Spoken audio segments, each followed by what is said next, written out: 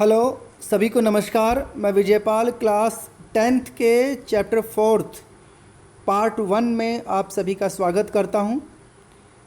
Chapter का नाम है औद्योगिकरण का युग, द एज ऑफ इंडस्ट्रियलाइजेशन।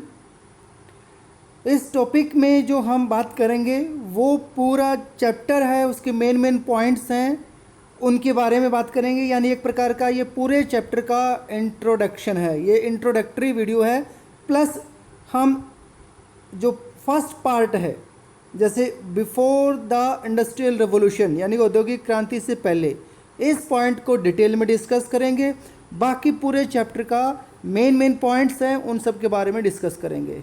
तो इस पूरे वीडियो का जो मेन पॉइंट्स हैं वो है पहले इंट्रोडक्शन, जिसमें हम जनरल डिस्कस करेंगे इंडस्ट्रियलाइजेशन के बारे में कि इंडस्ट्रियलाइजेशन का मतलब क्या होता है, औद्योगिकरण का मतलब क्या है, कब से शुरू होता है, कहाँ से ये शुरुआत होती है, कौन कौन सी इसकी मेन पॉइंट्स होती हैं, ये जनरल डिस्कशन या जनरल इंट्रोडक्शन में बात करेंगे। फिर हम बात करेंगे बिफोर द इंडस्ट्रियल रिवोल्यूशन की औद्योगिक क्रांति से पहले क्या सिस्टम था प्रोडक्शन का, वो बात करनी है। सेकंड जो पॉइंट हमारी पूरे बुक में जो है, मतलब इस चैप्टर में है, वो है hand labour and steam power. हाथ का श्रम, श्रम का मतलब है मेहनत या मजदूरी, और वाष्प शक्ति, ये सेकंड पॉइंट है।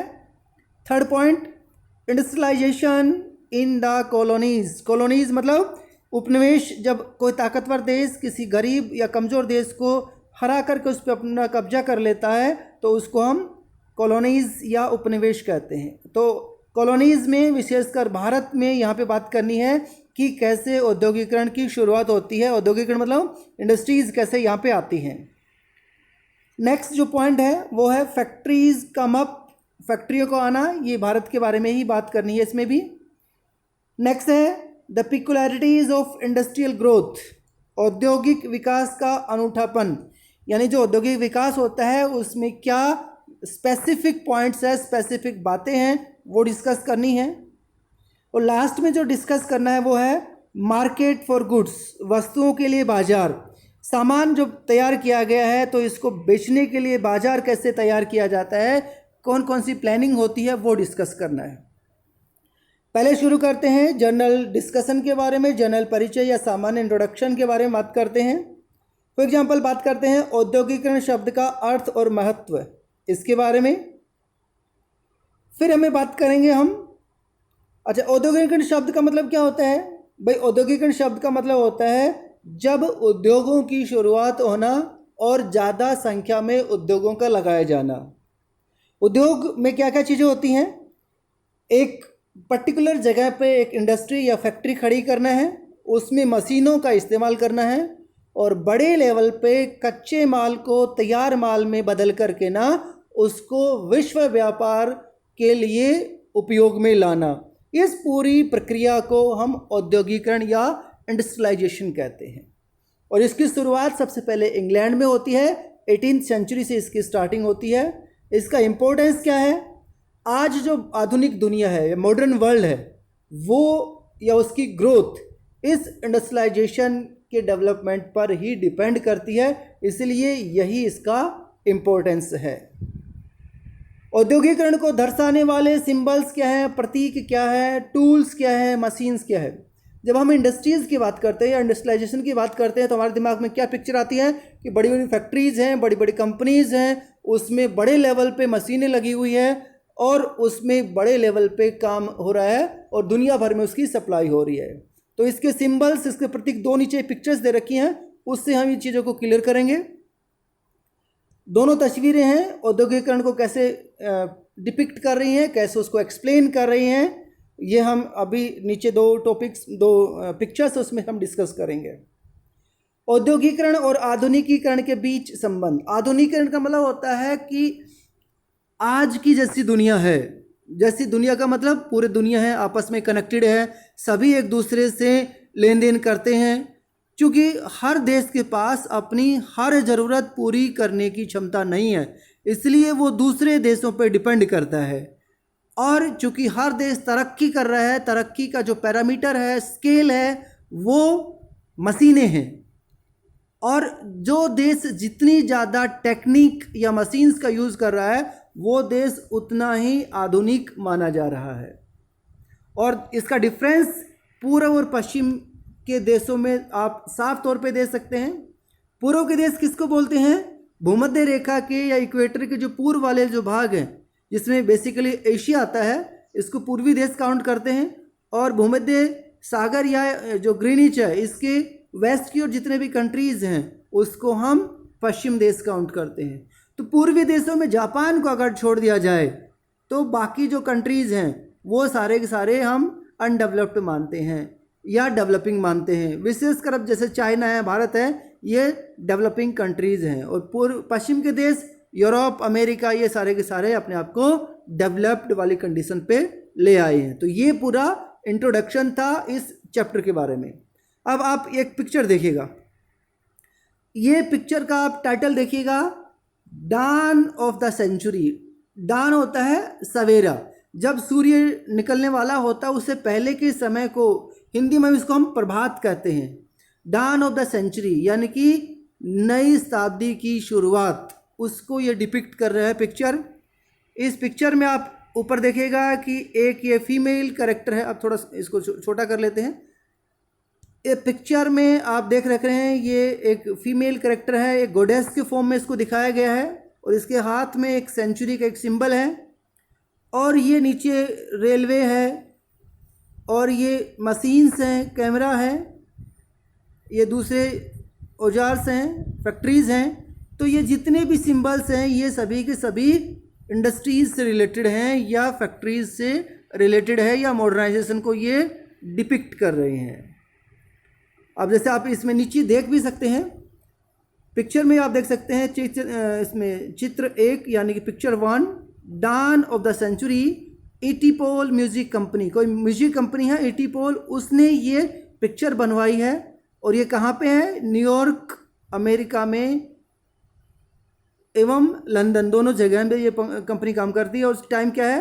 1900, यानी कि बिगिनिंग ऑफ 20th सेंचुरी के बारे में बात कर रहे हैं। एक और दूसरी पिक्चर देखते हैं हम, नीचे एक दूसरी पिक्चर देख रहे हैं।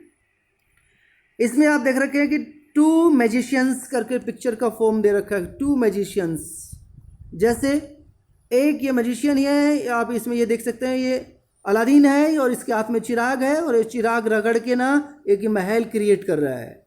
ये ओरिएंटलिस्ट बोलते हैं। ओरिएंटलिस्ट किसको बोलते हैं?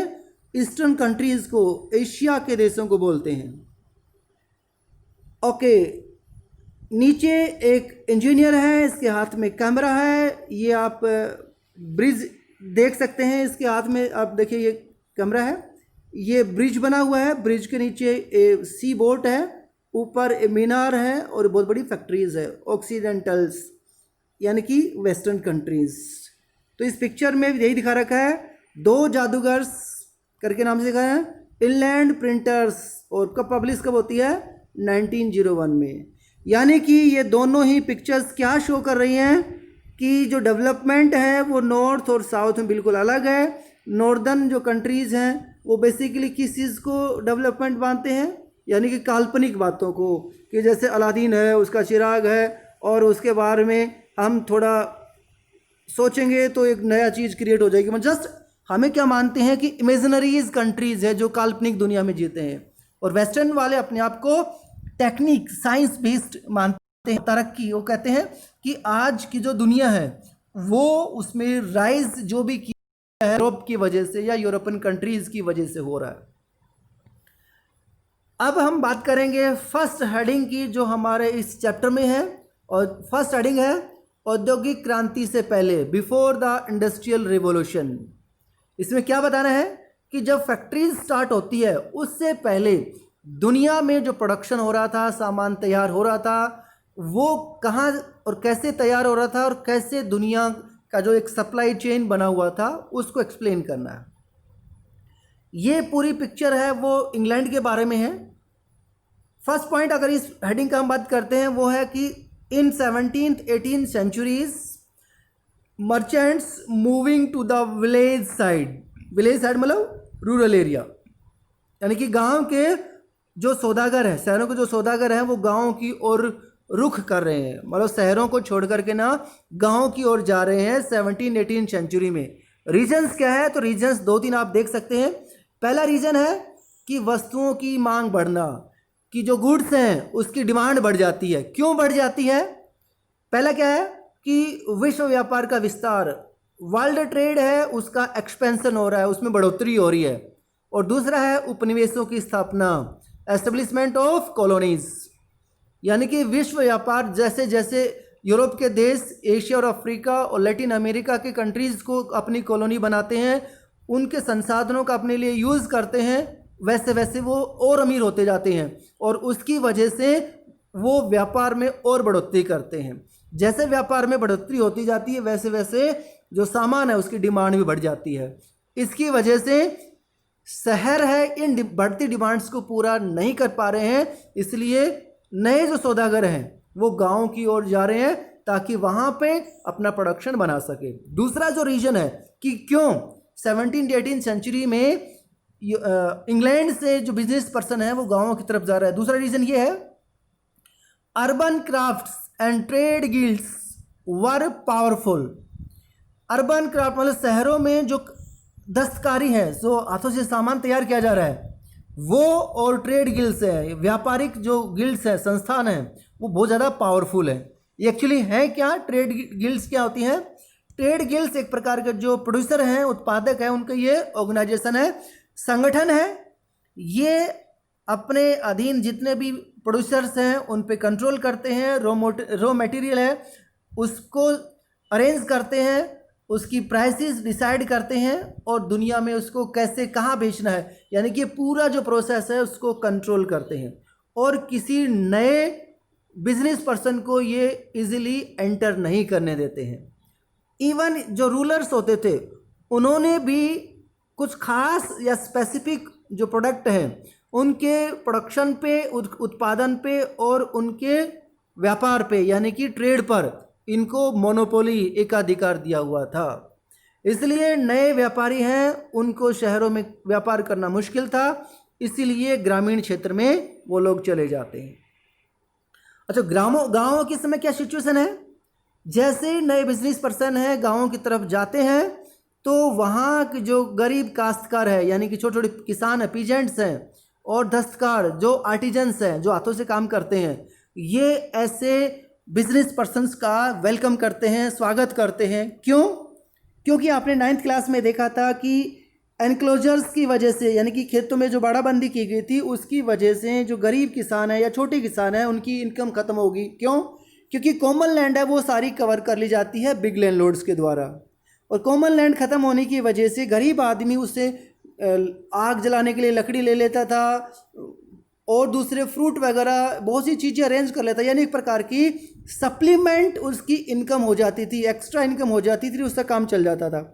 लेकिन अब कॉमन लैंड ख़त्म हो गई थी और उसकी वजह से छोटे किसान और जो गरीब किसान थे वो उनका काम ख़त्म हो गया, अब वो बेकार हो गए, बेरोज़गार हो गए। और जैसे ही उनको इस तरह का ऑफ़र मिला कि आप गांव में रह कर के ना आपको ये नई चीज़ें तैयार करनी है, सामान तैयार करना है, तो वो लोग खुश हो जाते हैं। क्यों? क्योंकि उनके पास छोटे छोटे खेत थे, उनको वो गांव में रह कर उनको संभाल सकते थे, उनकी देखभाल कर सकते थे और अपने परिवार के सदस्यों का लेबरर के तौर पे इस्तेमाल करके ना वो सामान को इजीली बना भी सकते थे, मतलब उसके लिए उनको एक्स्ट्रा लेबर की ज़रूरत भी नहीं पड़ती है। तो एक प्रकार से गाँवों के बीच में और शहरों के बीच में एक क्लोज रिलेशनशिप डेवलप हो जाती है। इसका मतलब गांव और शहर आपस में कनेक्ट हो जाती हैं। जो बिजनेस पर्सन है वो रहने वाले कहाँ के हैं? शहरों के हैं, शहर में रहते हैं, लेकिन बिजनेस कहाँ कर रहे हैं? गांव में कर रहे हैं, गांव के लोगों को काम मिल रहा है, तो एक चेन सिस्टम बन जाती है। फॉर एग्जांपल जैसे कपड़ा व्यापारी है, कोई कपड़े का बिजनेस करने वाला है, वो क्या करेगा?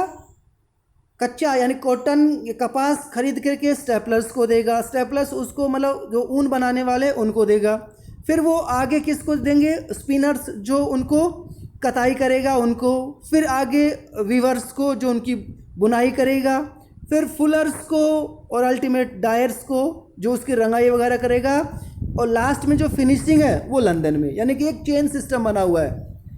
और ये जितने भी स्टेप्स हैं हर स्टेप पे 20 से 25 के आसपास वर्कर्स हैं, काम करते हैं। इसका मतलब क्या होगा कि एक जो बिजनेस पर्सन है उसके पास सैकड़ों मजदूर काम करते हैं, क्योंकि कितने स्टेप हो गया, stapler 1, spinner 2, weaver 3, fuller 4, dyer 5 और फिनिशिंग 6 स्टेप हो गया। और हर स्टेप पे 20 से 25 के आसपास वर्कर हैं, यानी कि 100 से 150 वर्कर्स के तौर पे काम कर रहे हैं। तो एक जो बिजनेस पर्सन है वो लगभग 100 से 150 लोगों को काम दे रहा है। और ऐसे हजारों ही बिजनेस पर्सन थे जो डोमेस्टिक लेवल पे, घरेलू लेवल पे लोगों से सामान तैयार करवा रहे हैं। This proto industrial system was दस the part of a network of commercial exchange that was controlled by the merchants। यानी कि ये जो प्रोटो इंडस्ट्रियलाइजेशन है, यानी कि प्रोटो मतलब होता है अर्ली स्टेज, औद्योगिकरण से जो पहले की स्टेज है, जो गाँव में शहरों में इस तरह से प्रोडक्शन हो रहा है, ये एक प्रकार से एक नेटवर्क, इंडस्ट्रियल नेटवर्क से कनेक्टेड है। और इसको में कंट्रोल कौन करने वाला है, बिजनेस पर्सन है, और जो पूरी दुनिया से सामान को बनवाता है और बेचता भी है। अब बात करते हैं कि फैक्ट्रीज यानी कारखानों का राइज कैसे होता है, उदय कैसे होता है, यानी कि कमिंग अप द फैक्ट्रीज, उद्योगों की शुरुआत कहाँ से होती है, कैसे होती है। जैसे हमने पहले डिस्कस किया था कि इंग्लैंड में सबसे पहले 1730s के डेकेड्स में, यानी कि 1730 के दशक में कारखाने खुलने शुरू हो गए थे। लेकिन उनका जो नंबर है, उनकी संख्या है, वो रैपिडली कब ग्रो करती है, 18th सेंचुरी के लास्ट में जाकर के ना वो रैपिडली ग्रो करती है। और जो इंडस्ट्रीज़ है इसमें सबसे पहले किस पे फोकस किया जाता है, कॉटन पे। Cotton was the first symbol of new era, यानी कि जो इंडस्ट्रीज़ की जो नए युग की शुरुआत है, इसमें कॉटन जो कपास है वो एक नए युग की शुरुआत का एक सिंबल है, प्रतीक है।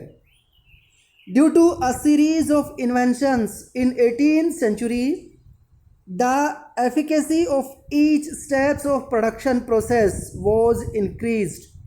यानी कि 18वीं सदी में जो बहुत से इन्वेंशंस होते हैं, आविष्कार होते हैं, उसकी वजह से जो उत्पादन प्रक्रिया है उसके हर स्टेप में इम्प्रूवमेंट आ जाता है, उसमें सुधार आ जाता है। और वो कौन से स्टेप्स हैं, कार्डिंग है, ट्विस्टिंग है, स्पिनिंग है, रोलिंग है। ये किसके प्रोसेस हैं, ये कॉटन प्रोडक्शन के प्रोसेस हैं। और 18th सेंचुरी में इसमें काफ़ी ज़्यादा चेंजेज आ जाते हैं, उसकी वजह से कॉटन इंडस्ट्री है उसमें सबसे पहले वर्ल्ड लेवल पे या इंडस्ट्रीज़ की स्टार्टिंग हो जाती है। ये जितने भी चेंजेस आए हैं इसकी वजह से जो धागा है, जो थ्रेड है, वो काफ़ी मजबूत हो रहा है और जो रेशे है वो बढ़िया, यानी कि जो फाइबर्स हैं वो बढ़िया क्वालिटी के प्रोड्यूस होने लग गए हैं। उसकी वजह से क्या हो गया कि प्रति मजदूर उत्पादन बढ़ गया, यानी कि अब एक लेबरर है वो ज़्यादा प्रोडक्शन करने लग गया। अब प्रोडक्शन ज़्यादा बढ़ गया तो अब फैक्ट्रीज़ की डिमांड होने लगी। तो एक बिजनेस पर्सन है रिचर्ड आर्कराइट, उसने सबसे पहले सूती कपड़ा मिल की रूपरेखा सामने रखी, यानी कि उसने सबसे पहले सूती कपड़ा मिल है उसकी स्टार्टिंग की है। इससे पहले हमने देखा था कि प्रोडक्शन, उत्पादन कहाँ पे हो रहा है, विलेज लेवल पे हो रहा है, छोटे छोटे स्तर पे हो रहा है। अब उसको चेंज करके ना उसकी जगह क्या कर दिया, एक फैक्ट्री खड़ी कर दी गई और उस फैक्ट्री में एक ही जगह पे सारे प्रोसेस हो रहे हैं। इससे पहले क्या था कि वीविंग का काम अलग है, स्पिनिंग का काम अलग है, डाइंग का काम अलग है, फिनिशिंग का काम अलग हो रहा है, अलग अलग जगह पे हो रहे हैं। लेकिन फैक्ट्रीज में क्या हो गया, सारे काम एक जगह पे होने लग गए हैं। और चूंकि सारे वर्कर एक जगह हैं इसलिए बिजनेस पर्सन के पास उन सभी को कंट्रोल करना, उन पे ऑब्जर्व करना इजी हो गया और उनसे सुपरवाइजिंग के थ्रू ज़्यादा से ज़्यादा काम करवाया जा सकता था। It means in the early 19th century factories increasingly became an intimate part of English landscape, यानी कि इंग्लैंड की जो धरातल है या जो भूमि है उस पर जगह जगह पे फैक्ट्रीज खुल रही हैं, बढ़ रही हैं और ये एक प्रकार से इंग्लैंड की फीचर या उसकी विशेषता बन गया है। अब इसी का सेकंड पॉइंट है इसी टॉपिक का कि जो इंडस्ट्रियल ग्रोथ हो रही है उसकी स्पीड किस प्रकार की है, मतलब कितना फास्टली काम कर रहा है किस किस फील्ड में कर रहा है ये हमें देखना है। द पेस कौन होता है? Speed. The pace of industrial change, औद्योगिक परिवर्तन की रफ्तार क्या है। तो इसमें हमें क्या क्या देखना है? दो हमारे क्वेश्चन है, दिमाग में रखना है इन क्वेश्चंस को। पहला क्वेश्चन ये है कि औद्योगिकरण की जो प्रक्रिया है वो कितनी स्पीड है, कितनी उसकी स्पीड कितनी तेज है, यानी कि the process of industrialization was how much rapidly. Second question क्या है? क्या औद्योगिकरण का मतलब केवल फैक्ट्री उद्योगों के विकास तक सीमित था? मतलब जो इंडस्ट्रियलाइजेशन हो रहा है, फैक्ट्रियाँ बन रही है, क्या केवल फैक्ट्री में जो प्रोडक्शन हो रहा है वही है या उसके बाहर भी कहीं प्रोडक्शन हो रहा है? इन दोनों क्वेश्चंस को अगर हम समझने की कोशिश करेंगे तो 4 पॉइंट हमारे सामने क्लियर होते हैं। फर्स्ट क्या है? The most dynamic industries in Britain were clearly cotton and metal, यानी कि शुरुआत में जो इंडस्ट्रीज ब्रिटेन में शुरू होती हैं वो या तो कॉटन के फील्ड की हैं या फिर मेटल धातु के क्षेत्र की हैं। और 1840s तक कॉटन है वो आगे होता है, उसके बाद आयरन एंड स्टील यानी कि लोहा और स्टील उद्योग है वो आगे हो जाता है, यानी कि उसकी स्पीड फास्ट हो जाती है। फॉर एग्जांपल 1873 तक जो ब्रिटेन एक्सपोर्ट कर रहा है यानी दूसरे देशों को जो निर्यात कर रहा है उसकी जो वैल्यू है 7.7 करोड़ पाउंड है। किसकी? मेटल्स की, जो कॉटन से जस्ट डबल है। इसका मतलब शुरुआत में कॉटन आ गया था, अब उसकी जगह पे आयरन एंड स्टील इंडस्ट्रीज हैं वो ज़्यादा ग्रो करने लग गया है। तो ये फर्स्ट पॉइंट हमें क्लियर हो रहा है। सेकंड पॉइंट क्या है? New industries could not easily replace by traditional industries, यानी कि जो परंपरागत इंडस्ट्रीज हैं उनको नए इंडस्ट्रीज रैपिडली मतलब उसको जल्दी से डिस्प्लेस या रिप्लेस नहीं कर पाई थी। मतलब ये है कि नई फैक्ट्रीज हैं वो भी चल रही हैं, साथ साथ में पुराने जो ट्रेडिशनल मेथड्स थे वो भी काम कर रहे हैं।